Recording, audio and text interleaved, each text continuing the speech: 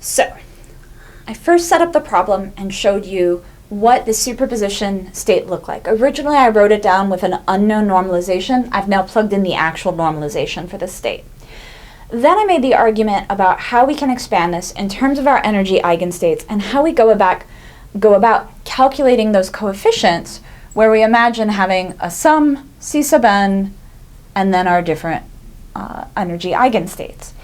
And the ultimate reason we would want to do this is, for instance, answering the question, what is the probability that you measure a particle in the ground state, if this is in fact your wave function? Now, I've also gone through the symmetry argument. So we see that in fact the symmetry of the ground state does match the symmetry of this state such that it contributes. If I asked, what is the probability of measuring a particle with the energy n equals 2, the second state or the first excited state? I don't have to do any math. I can tell you right now the answer is 0, because the probability of making that energy measurement has to do with that coefficient. And that coefficient would be 0 if the symmetry doesn't match. So again, use that symmetry to help you. So let me go ahead and actually set up how we would do this math. So we're trying to find what those coefficients are, and I'm going to use m as my subscript to mean a specific one since I wrote my summation over n. Now, in general, it would be that integral from -infinity to infinity, but this is a problem in the infinite well. So I know when I write this wave function down, it's actually only in the well, 0 to L. Everywhere outside of the well, it's 0. So based on that, I can say that this integral only needs to be from 0 to L. The first thing that I write down, because we're, remember, doing the inner product between a specific wave energy eigenstate and then my general wave function. So this would be in my bra. That means it gets complex conjugated. I look at it, no complex numbers, nice and easy. So I'm just going to write down what that is. Now remember, because I'm using sub m here, that n needs to become an m for consistency.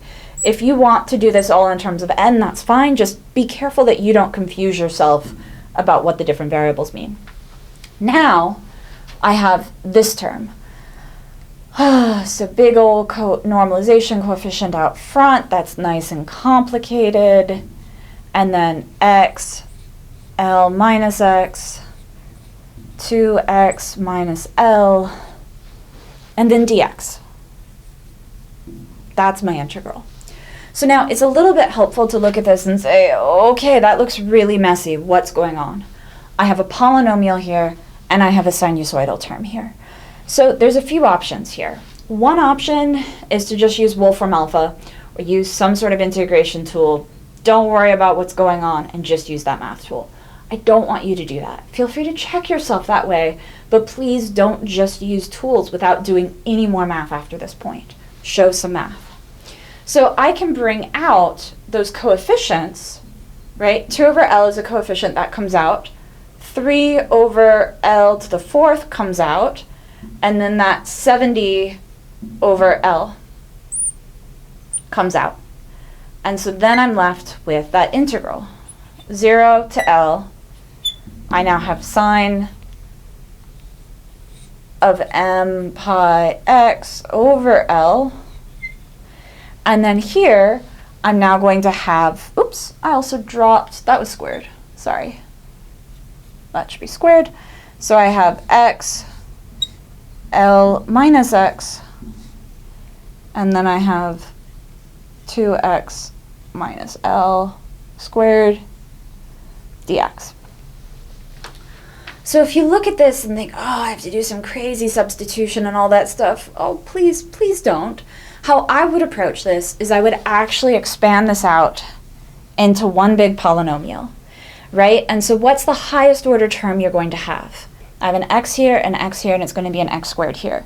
So this looks like basically I'm going to have x to the 4th, and an x to the 3rd, and an x to the squared, so on. And so once you do that expansion out, you can then actually break this integral into pieces, and so then you basically have some polynomial term times the sinusoidal term. You can then make arguments about the symmetry as well. So we've actually already said that when you look overall, the m odd terms do contribute and the m even terms don't. So you can start to make some additional symmetry terms symmetry arguments here that would simplify this a little bit further. But once you have this form, you can then break this into multiple integrals. And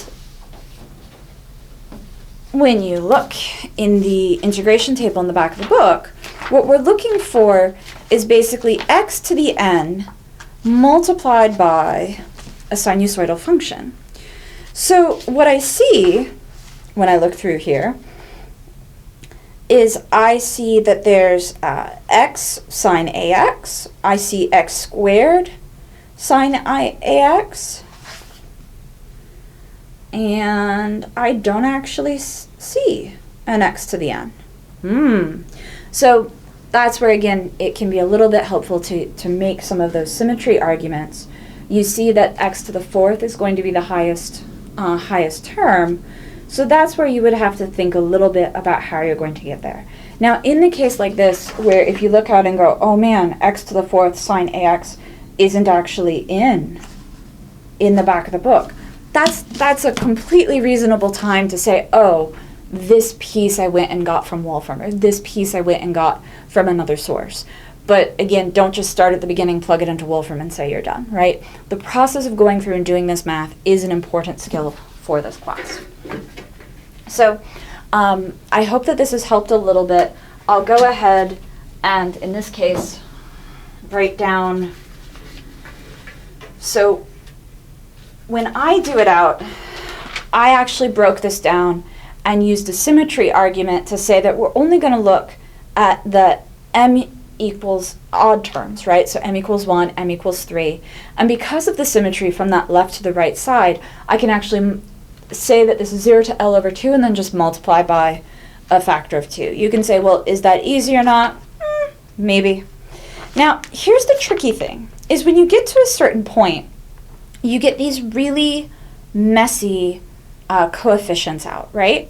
So if I, for instance, do it via Wolfram alpha, what I see is that C1, oh good, Mark was kind of working, that C1 is going to be equal to 3 square root of 140, right? And that's just coming from multiplying this together.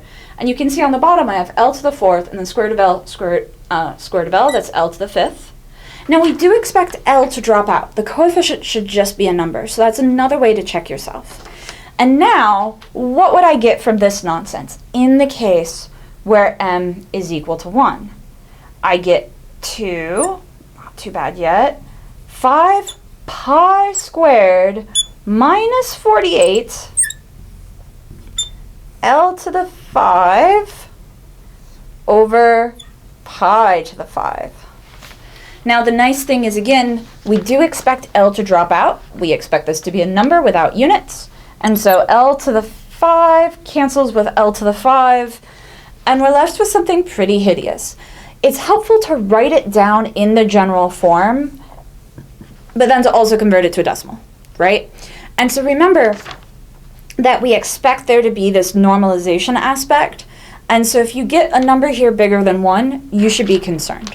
So please don't only write it down as a decimal, but please do, at least once you've written it down in the general form, also convert it to a decimal. And this is approximately equal to 0.62545. So again, it's a decimal number. Now then, we would go to our second one, and again, we can argue that C2 equals 0 just from symmetry alone. And remember that I made that argument about, the fact that you can just add, marker has died on me, that we can just add, our first state and then our second state, and we would expect that to equal pretty close to what we want. So we get a pretty big number for C1, right? C2 equals 0. Now C3, again, equals a big, messy thing that I'm not actually going to write down. What's interesting is C3 is equal to 0.75636. Now remember, it needs to be normalized, but if you square these numbers, they all end up a lot smaller, and you see that actually the third energy contributes more than the first energy state does. That means your probability of finding your third energy is higher than the probability of finding your first energy.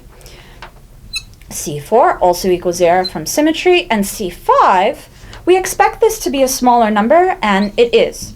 Again, I'm just writing down the decimal form for simple comparison, but in general in your work you should write down the full form.